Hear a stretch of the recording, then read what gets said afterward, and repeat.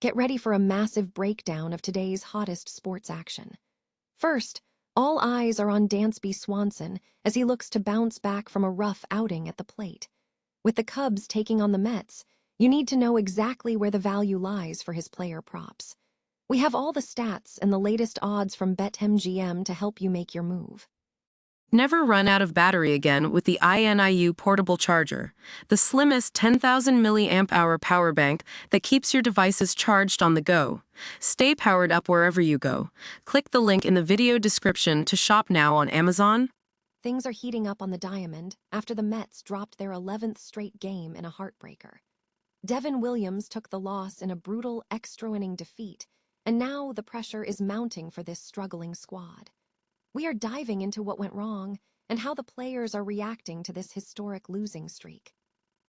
The future of the Cubs is in the spotlight as trade rumors start to swirl around top prospect Jefferson Rojas. With the infield locked down by stars like Nico Hoerner and Alex Bregman, could the team deal their number 4 prospect to shore up the pitching rotation? We are breaking down why a blockbuster move might be on the horizon. Finally, the Phillies are heading into Wrigley Field to face the Cubs in a crucial 4-game series. The betting markets are moving fast, and we have the expert picks you need to navigate this showdown, including insights on Nico Hoerner and Trea Turner. If you want to stay ahead of the game, hit that like button and subscribe to the channel now. Ever wonder if a bounce-back game is just one swing away? That is exactly the position Dansby Swanson finds himself in today. After a frustrating hitless performance in his last outing, going 0 for 3, Swanson is looking to reset as the Chicago Cubs face off against Tobias Myers and the New York Mets this Sunday at 2:20 p.m. Eastern. It is a classic narrative in baseball: the struggle, the slump, and the potential for an immediate correction. So far this season, Swanson is batting at a .200 clip, but don't let the average fool you completely. He has still managed to lace a double and power out 4 home runs while showing patience at the plate with 15 walks. Statistically, he is holding his own among the league's elite, currently sitting 35th in total home runs and 48th in RBIs. These numbers tell us he is still a major factor in the Cubs lineup, even when the hits are not falling consistently.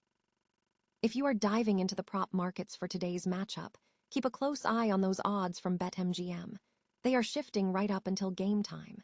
Before you place your wagers, though, remember that betting is about calculated risks. Stay within your limits, play responsibly, and never chase losses. If you enjoyed this breakdown, make sure to hit that subscribe button for more daily insights and prop analysis. At the end of the day, the diamond is unpredictable, but that is exactly what keeps us watching. Are you betting on Swanson to break the silence today? What is worse than a losing streak? A losing streak that feels like an endless horror movie. The New York Mets just dropped their 11th straight game in a 2-1 loss to the Cubs at Wrigley Field, and if you are a Mets fan, you might want to look away. This isn't just a slump, it's a historic collapse, matching the franchise's longest losing streak since 2002. Sunday felt like a cruel repeat of the same old nightmare. Devin Williams, tasked with closing the door in the 9th, surrendered a pinch-hit RBI double to Michael Conforto that tied the game, eventually handing the Cubs the opening they needed. By the 10th, after a wild pitch from Craig Kimbrell and a sacrifice fly by Nico Hoerner, the celebration in Chicago was on, while the Mets were left to stare at the scoreboard in disbelief. Manager Carlos Mendoza said it plainly: nobody is going to feel sorry for them. And looking at the numbers, it's easy to see why. The offense is sputtering, scoring only 10 runs over their entire 6-game road trip, going 1-4, with runners in scoring position on Sunday alone. Even Francisco Lindor, usually the heartbeat of this team, is shouldering the burden, admitting he hasn't been there to drive in the runs when it matters most. There were bright spots, like David Peterson's 3-2-3 innings of scoreless relief and MJ Melendez's first home run in a Mets uniform. But baseball is a game of moments, and right now, the Mets are losing every single one of them. It is easy to point fingers, but at 11 losses in a row, the problem is team-wide. Can they pull themselves out of this freefall, or is this the season that simply slips away? If you think the Mets can turn this around, let me know in the comments. Are they just snake-bitten, or is it time for a major change? Don't forget to hit that subscribe button for more deep dives into the chaotic world of MLB. And remember, in baseball, even the darkest streaks eventually have to end. The question is just how much damage will be done before this one does. Is the Chicago Cubs' future already written in stone? If you look at their current infield, it certainly feels that way, and that reality is creating a massive trade dilemma. With Nico Hoerner locked in for 6 years, Dansby Swanson under contract through 2029, and Alex Bregman anchored until 2030, the Cubs have created a powerhouse roster, but they have also created a total bottleneck for their rising stars. This is where things get interesting. ESPN's David Schoenfield recently pointed out that the Cubs are sitting on a luxury they can't afford to keep. Their number 4 prospect, Jefferson Rojas. Now, Rojas is just 20 years old, a shortstop tearing it up in Double-A with a swing that looks tailor-made for the big leagues. But here is the cold, hard truth of baseball business. Rojas needs a path to the majors, and the Cubs don't have one to give him. With their infield spots cemented for the next half-decade, the front office is likely looking at Rojas not as a future cornerstone, but as the perfect piece of trade bait to shore up their biggest weakness, pitching. With the bullpen needing reinforcements and arms like Cade Horton on the shelf, dealing from a position of surplus to fix a position of need is a classic championship move. It's tough to see a promising kid like Rojas get shipped out, but sometimes, to build a contender, you have to trade away your tomorrow to save your today. What do you think? Is it worth moving a top-tier prospect to chase a ring right now, or should the Cubs hold onto their depth? Let me know your take in the comments, and don't forget to hit subscribe for more insider baseball breakdowns. Sometimes, the hardest trades are the ones that define a dynasty. Is the Phillies' season already spiraling out of control? Welcome back, baseball fans.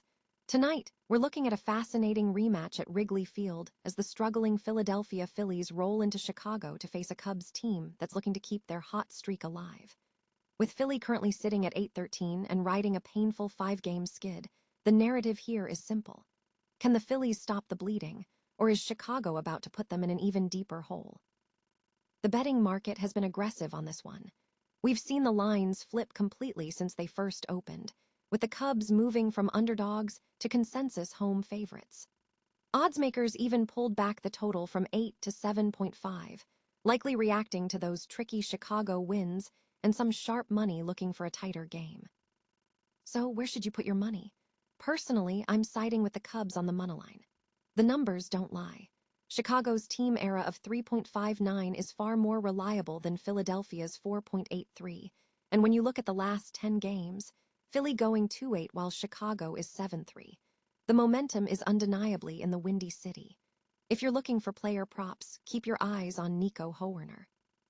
He's been an absolute machine at the plate with a .920 ops, and grabbing plus money on him to record 2 or more bases feels like one of the best values on the board tonight. Now, here's where things get interesting regarding the public betting trends. Almost 90% of the money is flooding toward the over, but I'm going to throw a caution flag there.